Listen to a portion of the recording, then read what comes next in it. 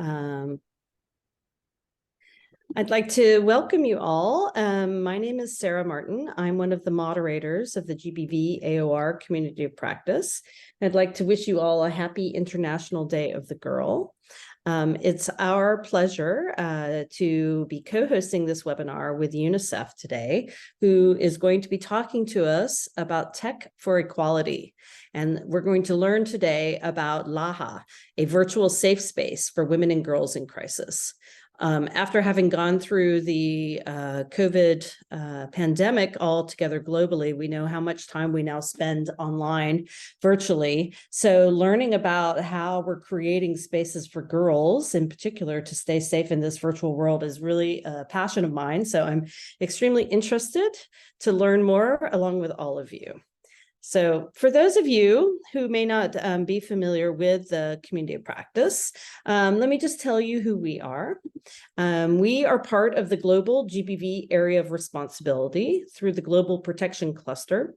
And the community of practice is an online virtual community of almost 1,000 gender-based violence and emergencies specialists from around the world. We offer a virtual platform for GBV specialists together to connect. We offer webinars like this one, some short courses that we offer from time to time, and most importantly, peer-to-peer support to be able to help GBV specialists with the many different things that they're dealing with in humanitarian emergencies around the world. Membership in the community of practice is for any individual working in GBV and emergencies. You can join as a consultant, as a person in an organization. It's attached to you, not to your organization. So again, I mentioned I'm one of the moderators along with Beth Fan. We've both been working in the field of GBV and emergencies for quite some time, maybe 2 years to mention. And we moderate all of the questions. And so we try to provide support to people to get them on board into this community. If you're interested in joining, you can always send us a message to the gbvcop@gmail.com, and I'll put that information in the chat for you later. Another topic that might be of interest to you is the GBV AOR Help Desk. So the Help Desk is another product that we offer. You can see the information here. You can reach out to them and get one-to-one support with a gender-based violence specialist to help you with all your needs. So now on to the webinar. The first thing I want to tell you about is the interpretation. We're lucky enough today to be able to have some interpretation in Arabic, Spanish, French, and English. Please select your channel at the bottom. If you're not familiar to Zoom, you can find it down in the bottom and with a little flag next to it.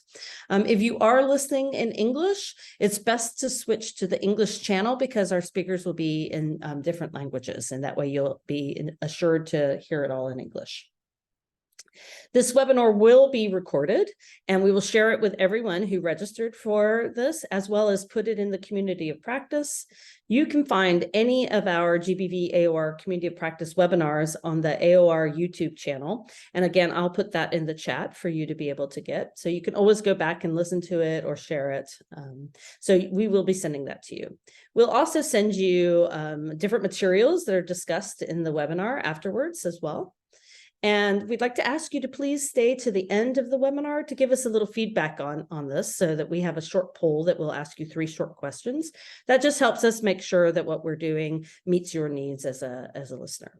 There will be a question and answer session at the end. I'll be helping others moderate. Well, I'll be monitoring the chat box, so we'll make sure that we capture your questions. So please feel free to, to jump in with that.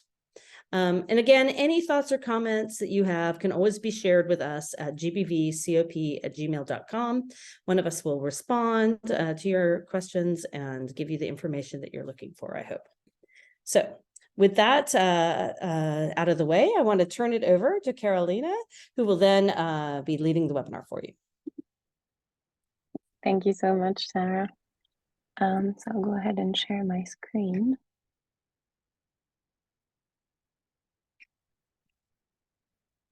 Okay, I hope you can see it.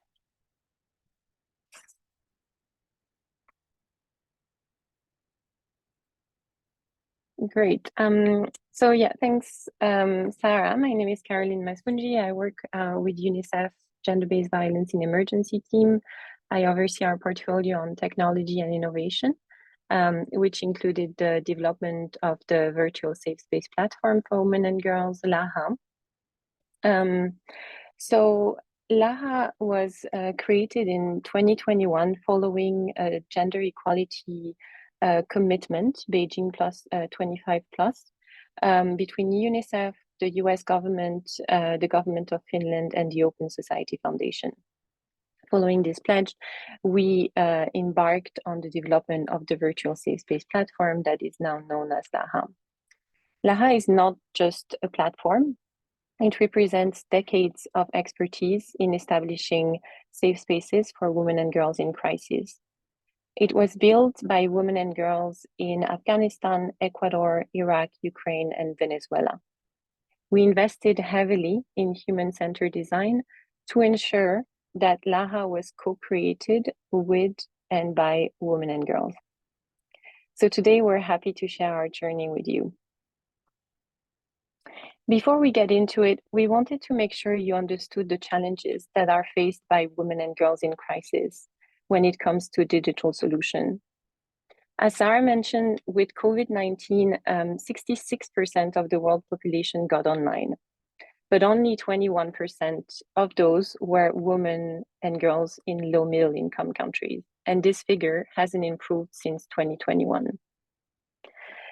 So in order to understand more about the challenges that our user face, I want to tell you more about the journey of one of our users. She's based on the data we collected through our research. We will call her Amina. Although Amina lives in Iraq, her experience and her situation is pretty similar to what women and girls face in low middle income countries. Amina is a displaced 14-year-old girl. She lives in Nineveh in Iraq, in a tented settlement. She does not own a phone. Her father allows her to use her phone a few hours every week. She is careful about which application and website she visits on his phone, so he doesn't find out and gets angry. In Nineveh, where she lives, the internet connection is quite weak. Amina barely knows how to read and write, so she likes to visit websites where she can look at pictures, videos, and listen to podcasts. In order to understand more about the challenges that women and girls face towards digital solution, I want to invite Romina Carrasco, who is our user researcher who conducted the research in Ecuador, to tell us more about their situation. Over to you, Romina. Hola, buenos días. Yo les voy a contar un poco sobre niñas como Amira, que tienen retos muy similares. En Ecuador, las niñas comparten también su teléfono con varios miembros de la familia, lo que limita su acceso al Internet. Por ejemplo, María, de 14 años, nos compartió su experiencia. Ella vive en el campo y nos decía: después de la escuela, ayudo a mi mamá con los animales. Y donde hay señal me conecto y activo los datos para revisar WhatsApp. María comparte el teléfono con sus hermanos, con sus padres y con vecinos. En algunos casos hasta 5 personas. Y María nos comentaba que siente vergüenza y temor de ser juzgada al buscar información sobre salud sexual. Y nos cuenta: algunas de sus primas y compañeras de clase tienen miedo de que sus familias les pregunten por qué están aprendiendo de salud sexual, por qué buscan eso, y por eso sienten vergüenza al investigar. A menudo las niñas tienen miedo de hacer preguntas y prefieren mantener en secreto sus inquietudes. María nos dice: muchas de nosotros no hablamos abiertamente de estos temas. Se siente más seguro como un secreto entre tú y tú. Además, hay otros factores, por ejemplo, temas comunitarios y religiosos que dificultan la discusión sobre la salud sexual. Por ejemplo, para una niña indígena, hablar de la sexualidad es aún más desafiante. Ella nos cuenta: es difícil hablar de estos temas de sexualidad, porque tan pronto como mencionamos la sexualidad, la comunidad se muestra reacia. No es apropiado para nosotros hablar y a veces nos sentimos ansiosas al hacerlo, principalmente debido a la cuestión religiosa. en nuestras comunidades, ya que son creyentes firmes, lo que también nos complica. Las niñas tienen conocimientos limitados sobre salud sexual, ya que generalmente solo aprenden sobre la menstruación. Es lo único que les comentan sus madres. Otros temas no se abordan, ya que las madres temen que sus hijas quieran adquirir experiencia si se habla de ellos. Pero a pesar de la falta de información, las niñas tienen curiosidad. Así nos contaba Jimena. Ella se cuestionaba, ¿cómo será cuando comience mi vida sexual? ¿Qué cambios experimentará mi cuerpo? ¿Cómo me afectará esto psicológicamente? ¿Qué métodos anticonceptivos debo usar? Ella decía que todavía se necesita mucha de esta información. Y a pesar de que las niñas han intentado encontrar información en línea, todavía se presentan barreras. Por ejemplo, el uso de palabras y términos pocos familiares. Así nos explica Jessica. Queremos que los textos sean comprensibles, sin letras o palabras que nunca hayamos visto antes, ya que los textos largos nos confunden. Por otro lado, Molly nos comenta que es difícil encontrar los temas que les interesan y que les gustaría que el contenido sea más alineado a lo que ellas necesitan saber. Por ejemplo, nos cuenta que al buscar en Google generaliza todo lo que ellas buscan. Digamos que tengo una pregunta sobre sexualidad. Obtenemos diferentes puntos, sugerencias de Google, y eso no es la respuesta que yo estaba esperando. Se necesita información más personalizada a nuestras necesidades. Y algunas niñas que sí han encontrado información sobre sexualidad nos cuentan que les gusta aprender a través de imágenes, videos, y les gusta mucho utilizar las redes sociales, sobre todo porque encuentran que las imágenes lo hacen que sean los temas más fáciles de aprender, que sean más didácticos. Por otro lado, algunas niñas nos cuentan que si preguntan a sus madres sobre temas como anticonceptivos, es probable que incluso reciban castigos físicos. Y es por eso que hay mucho miedo todavía y hay mucho silencio, y que las niñas necesitan un espacio seguro para hablar de estos temas. Así lo cuenta Ana. Dice, a veces tenemos miedo de hablar sobre lo que nos sucede y preferimos quedarnos en silencio. Sería genial tener un lugar donde podamos conversar y compartir nuestras experiencias sobre temas de sexualidad. Las historias de estas niñas reflejan la importancia de proporcionar información accesible y espacios seguros para hablar sobre temas de salud sexual, así como la necesidad de abordar la normalización de violencia en sus comunidades. Gracias. Thank you. Thank you so much, Romina. Thanks for sharing these challenges. So we have documented extensively these challenges going in because we wanted to make sure we had a clear understanding of what these were. And keeping that in mind, we still understand that despite these challenges, digital transformation is happening across the world. Despite the fact that there is a digital gender gap, women and girls are getting online. And we believe that digital solutions like Laaha that are co-created with women and girls in crisis can reach them at scale. In countries like Afghanistan, for example, Laaha can really be a lifeline for information that women and girls otherwise do not have access to because they do not go to school, because services are shut down. And by embracing these principles, especially of co-creation and human-centered design, we can create digital empowerment for women and girls where they feel safe engaging online. And this can promote their well-being and inclusion in the digital world as well. So we wanted to introduce you now to Laaha.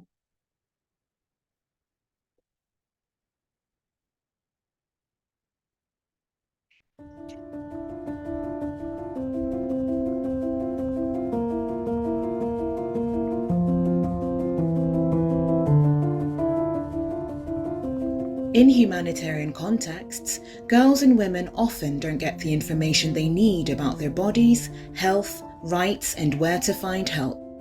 1 in 3 women faces GBV in their lifetime. At least 12 million girls are married before they reach the age of 18. This is 28 girls every minute. Access to physical safe spaces is not always available for them.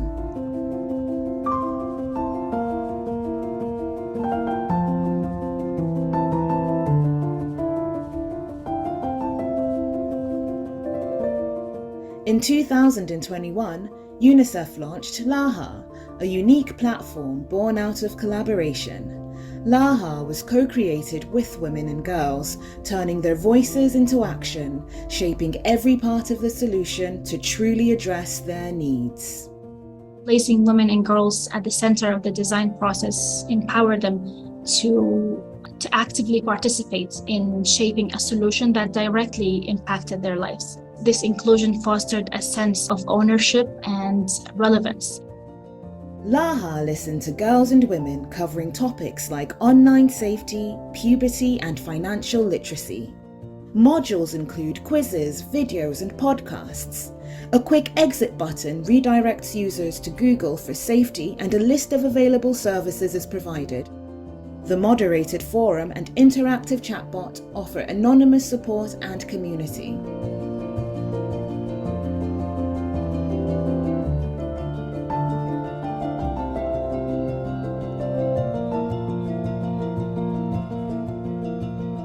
Laaha, a virtual safe space for girls and women. Great. So now to talk more about the solution and how we built Laaha to tackle these challenges, I want to give the floor to Haura Ismail, who is our user researcher in Iraq, who documented those extensively. Over to you, Haura. Thank you, Caroline. I'm here today to share with you some insights and findings from our research and the remarkable progress we've made in creating Laaha. Our research has played a pivotal role in helping women and girls overcome challenges they face in accessing critical information. Laaha is not just a platform, it's a lifeline for many, and our research has been instrumental in making it more effective. Our journey to create a safe and inclusive online environment for these individuals has been both enlightening and transformative. The journey began with a commitment to understand the user experience comprehensively. So our approach in conducting this research was rooted in a human-centered methodology, ensuring confidentiality and, of course, encouraging users to share their honest opinions. We met with 198 women and girls in Iraq, including young adolescents, older adolescents, and adults, with varying levels of ICT knowledge and literacy. These participants came from different communities, including Syrian refugees, Iraqi IDPs, and also individuals from the host community, reflecting the diversity of the challenges that these women and girls face in the region. So one of the key insights from our research was the lack of information on GBV and SRH. The primary cause for this gap in information is the societal taboo surrounding these subjects. Many users felt nervous even just talking about these topics. Therefore, by having a platform that is discreet and judgment-free, with content that is not only educational but also scientifically accurate, users were granted the freedom to explore these topics privately, without having that burden of social stigma or attention. For younger adolescents in particular, this platform became a source of information, allowing them to access detailed information that empowered them, without having the need to approach an adult or like a parent or a teacher, because sometimes those are not always approachable and they don't always understand these matters.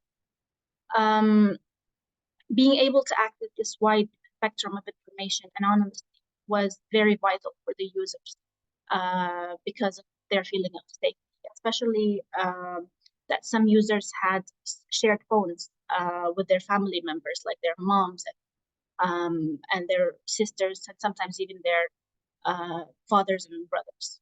One of the users, who was an 18-year-old IDP, she stated that this website is for accessing information. I don't want to have an account. I like the fact that I can access everything freely. In addition to that, our research, throughout our research, we discovered the significance of addressing the variance in literacy and ICT knowledge among our users. So in response to that, we designed Laaha to be all-encompassing, ensuring accessibility for individuals across different literacy levels. For example, users with limited literacy skills or lower literacy levels can access vital information by listening to podcasts and watching informative videos.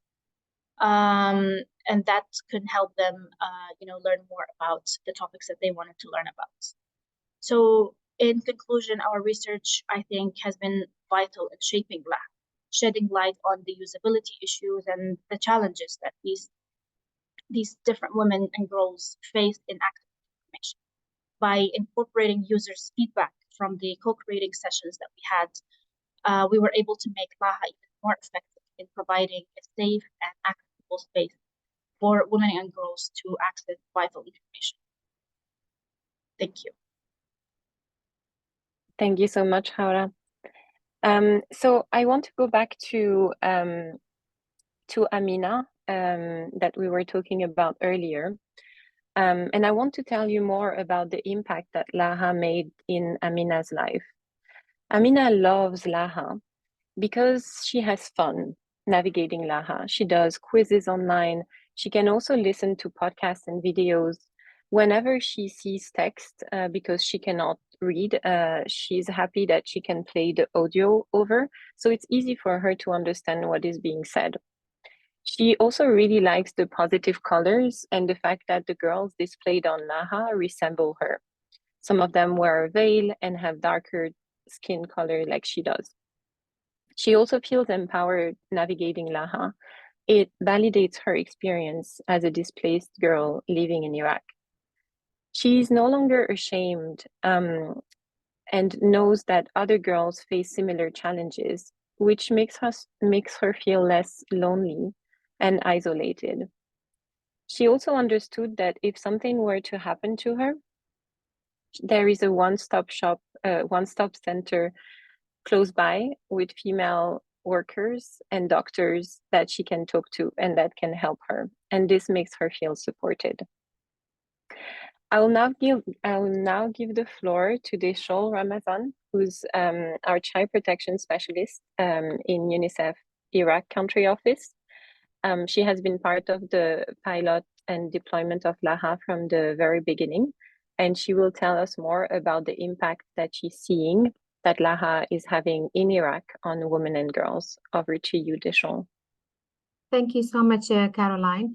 So I'll be quickly just talking about the feedback that we have been collecting from women and girls. So as we mentioned from beginning, from the research when it was conducted in Iraq, even now the platform that's ready, it's been used by different locations inside Iraq by women and girls from the host community, IDPs, returnees, refugees, and the positive feedbacks are usually similar with each other, and everyone is sharing the same type of the feedback about the platform, because it indicates that the similar needs that those women and girls had in the community. For example, when it comes to menstruation, usually there's a lot of stigma, and usually we are not talking about these topics at school in houses. So for adolescent girls, for young girls and women, it's always very difficult to find the correct information. So Laaha, having a dedicated part about menstruation, menstrual hygiene management, it managed to kind of fill in the gap and provide the required information to women and girls. One of the mothers that's living in one of the IDP camps was telling that how her period, having her first period, was really very painful, very sad. She didn't know, she didn't have any information about periods. She thought that she has lost her virginity. So she said that she was growing up with this fear, and then until very lately she realized that that was something natural happened, and then when she managed to verify from other people around her, she was telling us how she's very happy that her daughter can have access to those information, so she doesn't need to go through all the difficult stage that she passed through. And of course, I mean, having these adolescent girls growing up with lack of information, with lack of knowledge, they will become mothers that they will not be able also to support their daughters. So Laaha managed to really provide this information with different type of topics, how the girls can benefit from the topics to manage their menstrual, also the mothers to educate their daughters.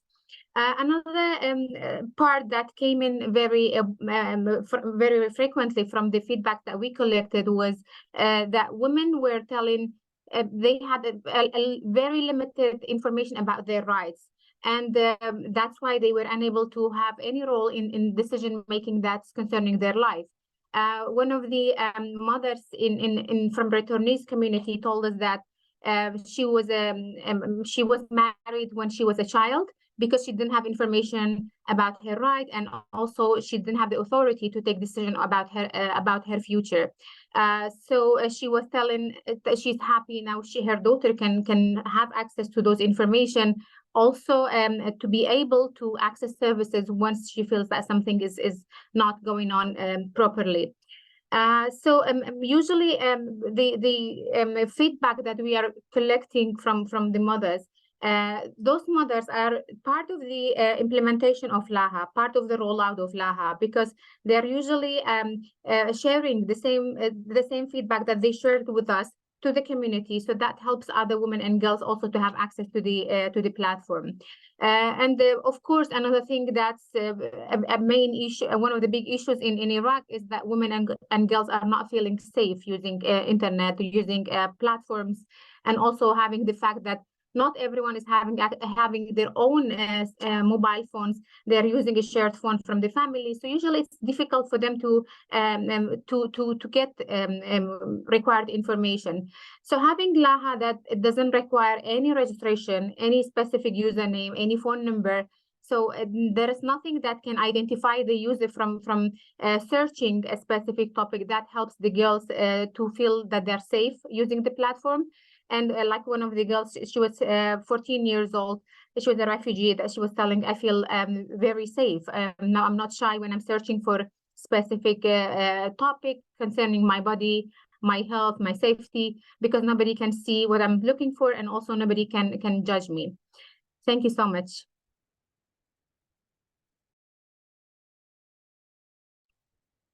Thank you so much, Dishal.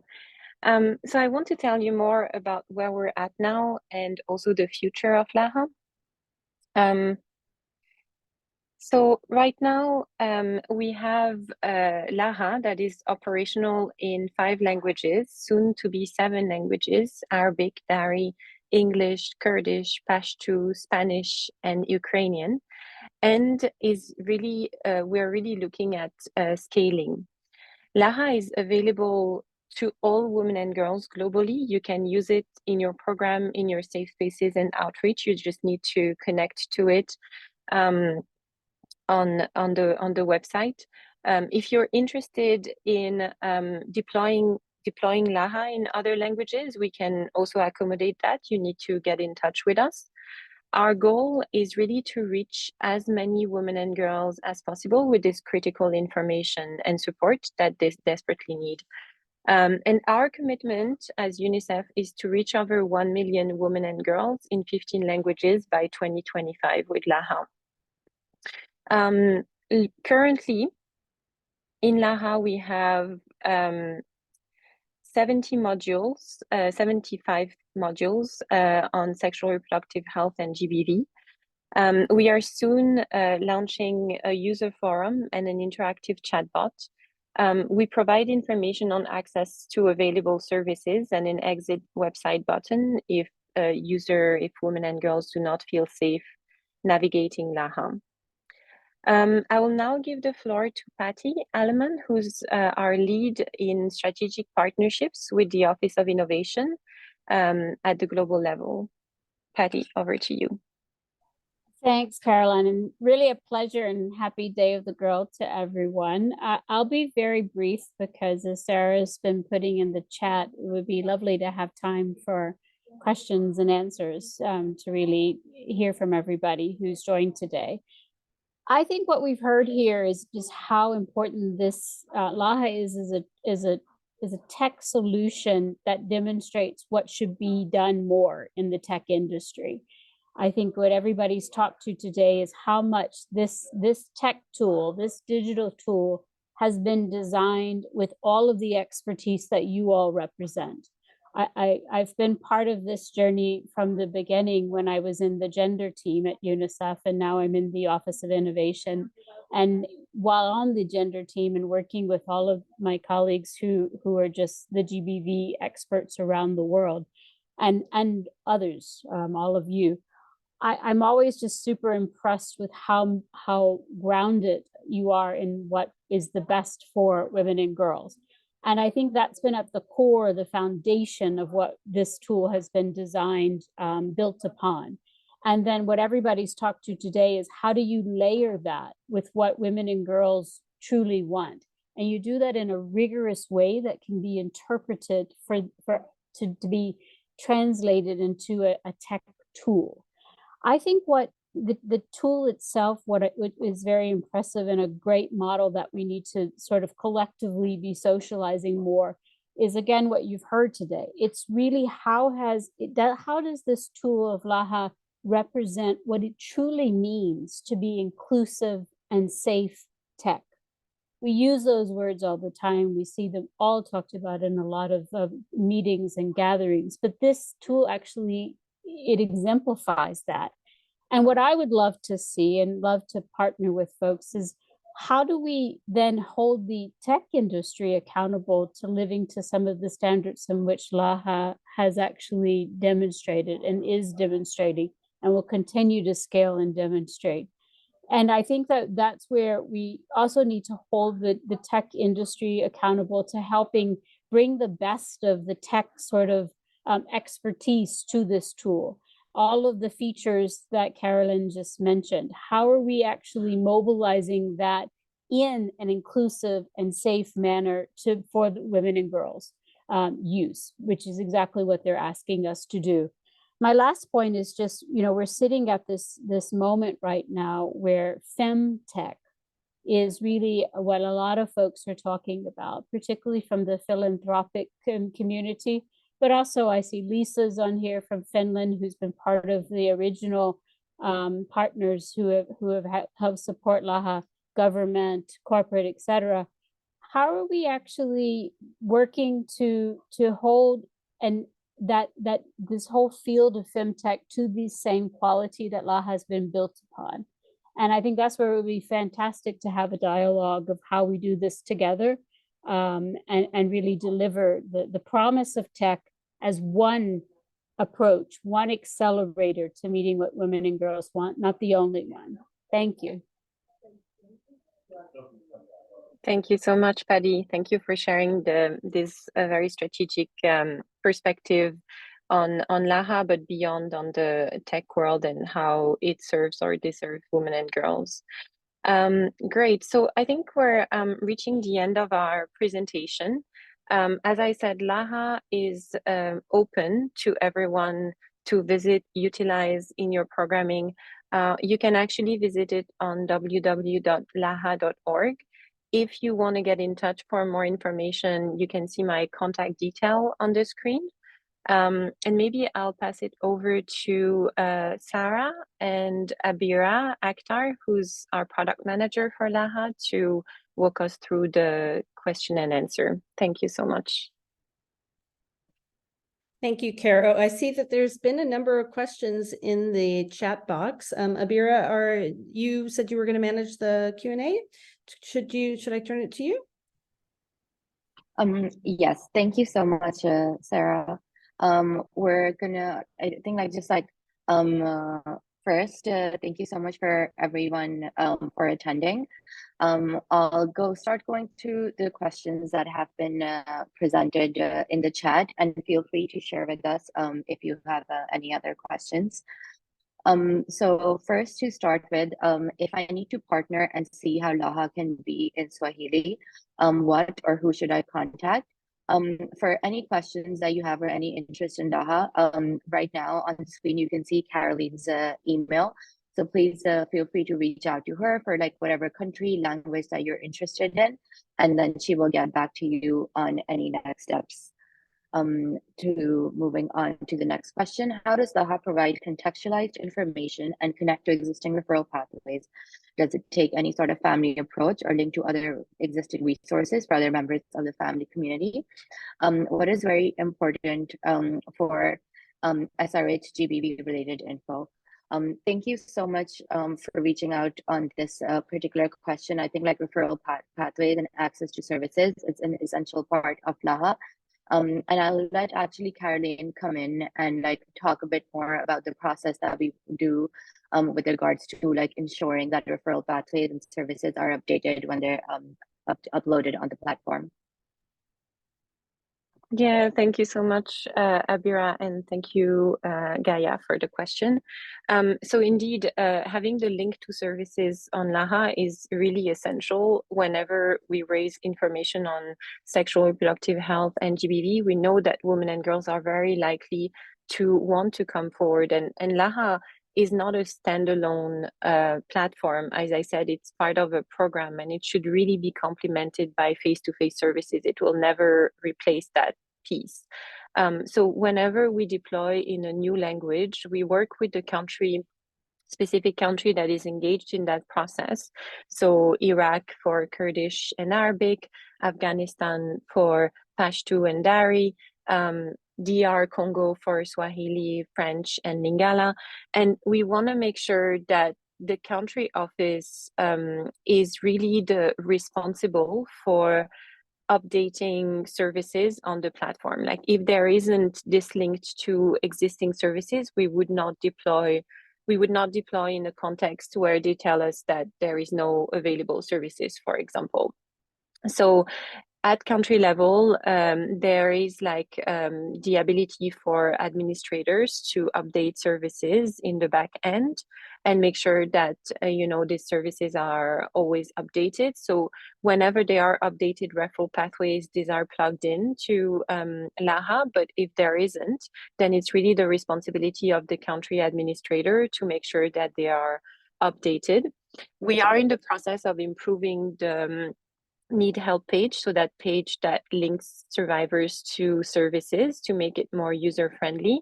So essentially what it will look like is that wherever a survivor is accessing the platform from, they will have information on what are the closest available services around them so that they can have that link to services. Obviously in places like Venezuela, where there is like a hotline number, then we include that hotline number, but this is not always the case. So again, like you really got it right. We want to make sure that there is this link to services and that the services are updated. Part of the challenge with the scaling is that since Laaha is a global platform that is going to be available in multiple languages, we cannot ensure that all speakers from that language will be in places where we have indicated services are available. So one of our challenge, and we would welcome, Laaha is really a collaborative effort. We have, in no way we are a tech company or we think that we know it all. We want to make sure that we learn from each other experiences. We have linked to global repository of services that exist. For example, there is like a safe shelter global repository that exist, and understanding how they have done it, so that as we're scaling, we can understand how to reproduce or link to existing global repository. But indeed, for example, now we're deploying Laaha with DR Congo. so it's going to be available in Swahili. So what if someone that speaks Swahili in Kenya accesses the website, but we haven't engaged with the Kenya country office or actors necessarily? How do we make sure that there is this link to services that also exist in Kenya? So this is a challenge, and we want to make sure that, you know, we think through it. And again, we welcome any support in figuring it out. Over to you, Abir. Thank you so much, Caroline.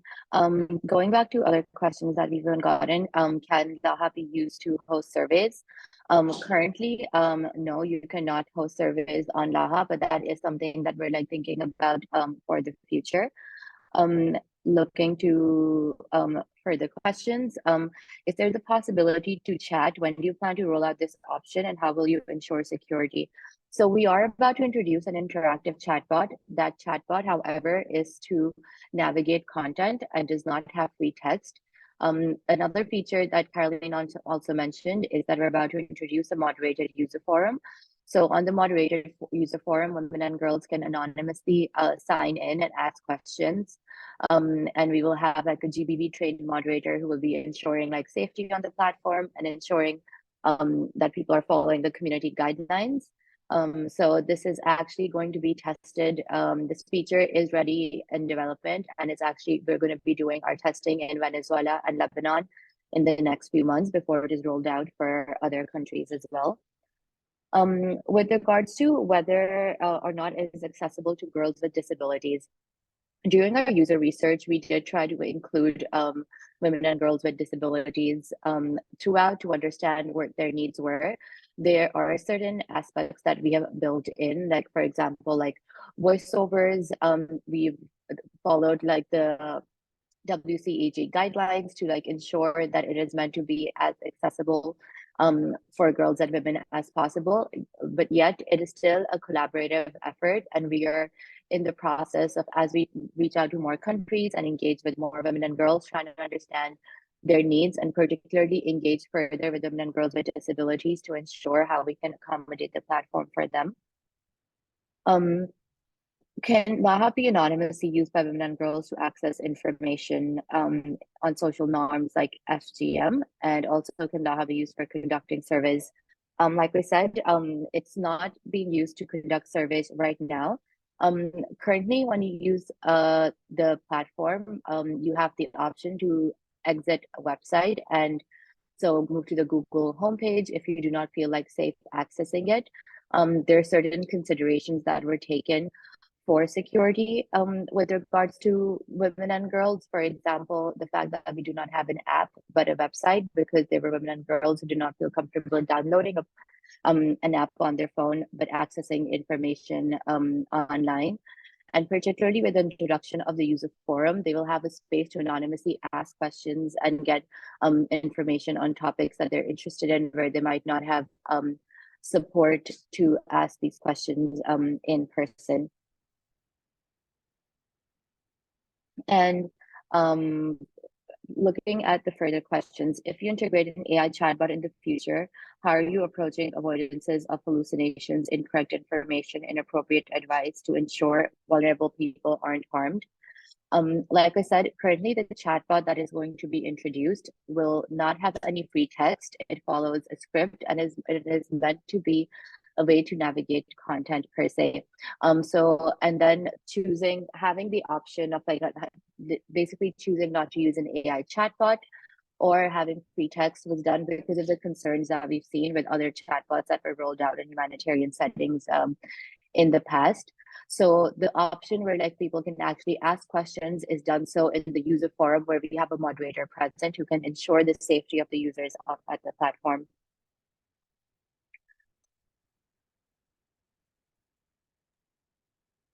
And then, sorry, go ahead, Carl. No, I think there was a question from Patty as well. What is the what is the best of tech industry expertise features that you would like to see in the Laaha design evolutions? Maybe you want to take that, Abir.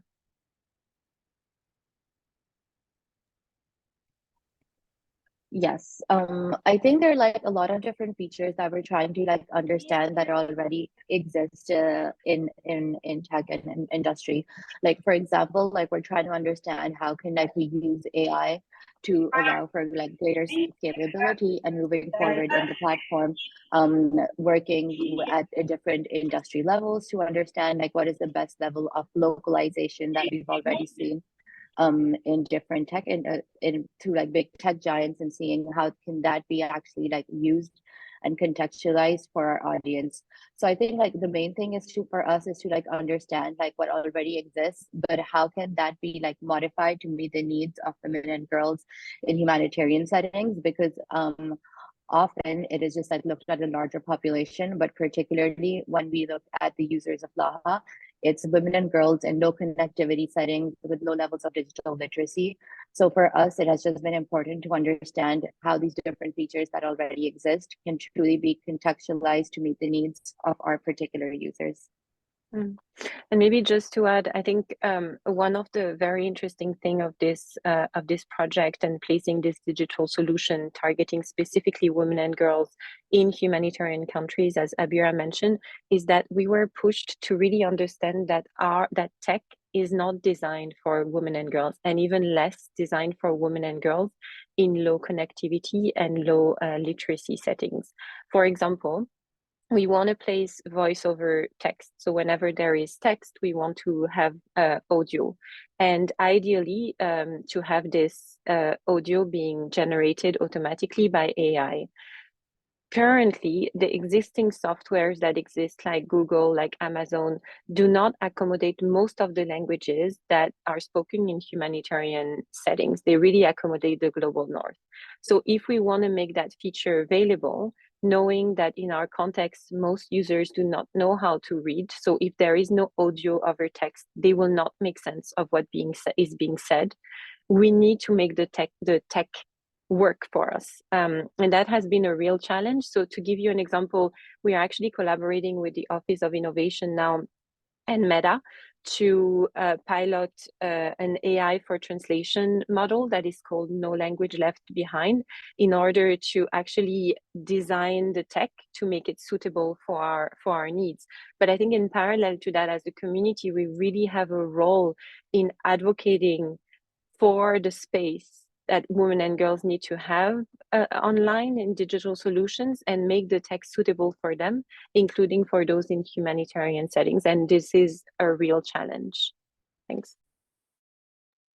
And I think just like adding to this, like one big concern that like we have seen with women and girls, particularly those who are like accessing content, like when we talk about like GBV, SRH, and I think as someone mentioned in the comments around FGM as well, was just like the safety aspect, and like how they did not feel like comfortable like doing this on shared phones or on platforms where like you would have to like, you know, like have any information that you're looking to that might be like connected to your email and phone number.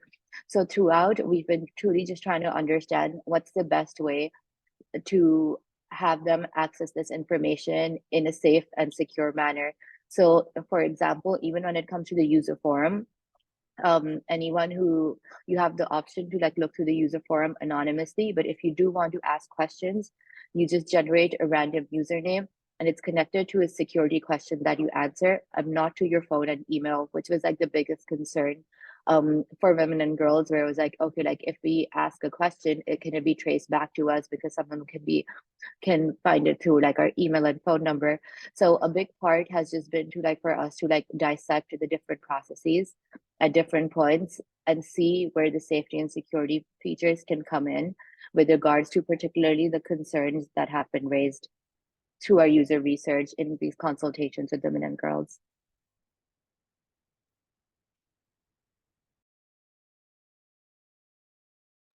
Okay, well, thank you, Abira, and thank you, Caro.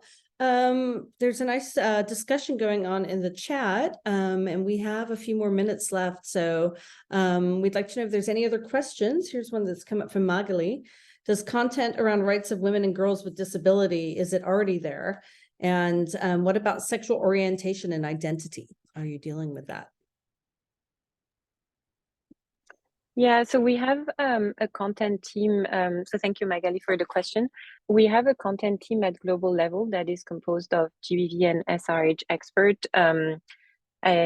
Some of them are online. I see Sunita, for example, who's part of this content team.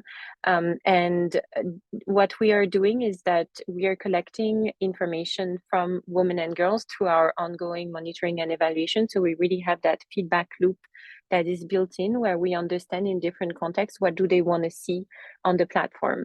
And whenever there is a topic that is not included, we make sure that we put it on the pipeline to include it. For example, now we're building content, more extensive content on MHPSS.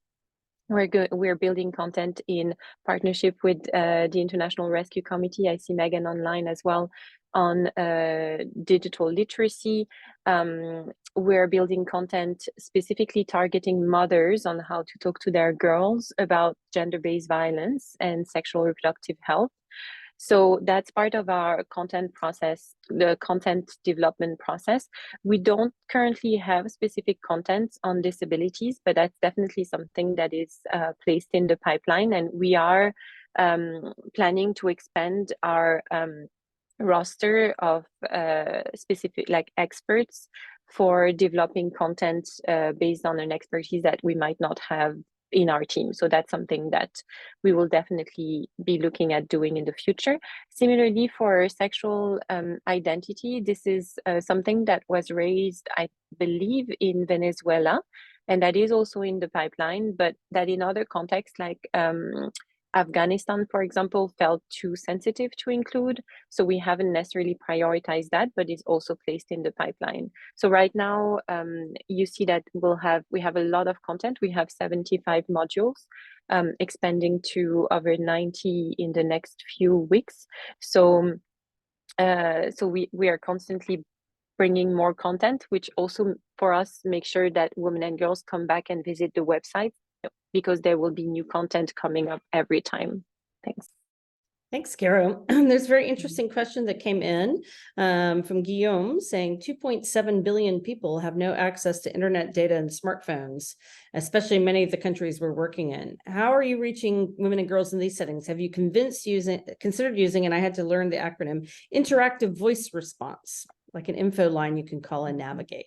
Yeah, that is actually a discussion we have been having. So I'm glad Guillaume brought that up. Like, one of the biggest challenges that we do have is access to smartphones, connectivity, when we're talking about reaching women and girls in humanitarian settings. So IVR is definitely one of the different options that we are considering.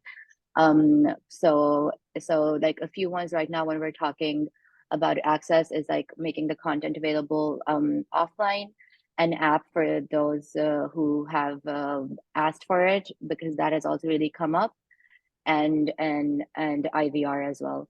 So this has definitely been as part of what's on our big list of things whenever it comes to how do we make this platform as accessible to women and girls as possible. Yeah, and maybe just to add, we are considering different entry points beyond IVR as well, including placing the content of Laaha. So it's all Creative Commons under Creative Commons license, so anyone can use it.